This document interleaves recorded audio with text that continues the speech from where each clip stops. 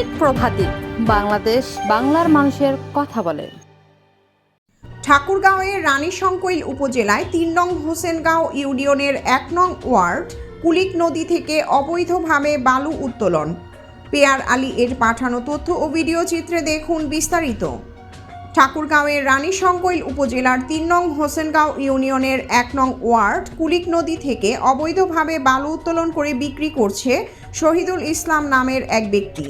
প্রশাসনের লোককে ম্যানেজ করে বছরের পর বছর এই অবৈধ কাজের সাথে সে জড়িত। বেশ কয়েকবার জরিমানা করা হলেও বন্ধ করেনি কুলিক নদী থেকে খনিজ সম্পদ বালু উত্তোলন। শহীদুলের পিছনের শক্তিদাতাদের প্রত্যক্ষ সহযোগিতায় সে লাগামহীন বেপরোয়া হয়ে উঠছে দিনের পর দিন। তার পূর্ব পাশেও আরেক বালু খেকো মার্ডার কেসের আসামি সুবহান কুলিক নদী থেকে খনিজ সম্পদ বালু উত্তোলন করে অন্য জেলায় বিক্রি করে রাতের অন্ধকারে। সেও ধরাছোঁয়ার বাইরে। প্রশাসনকে এ বিষয়ে জানিয়েও কোনো কাজ হচ্ছে না। প্রিয়াঙ্কা মল্লিক, দৈনিক প্রভাতী, বাংলাদেশ, ঠাকুরগাঁও।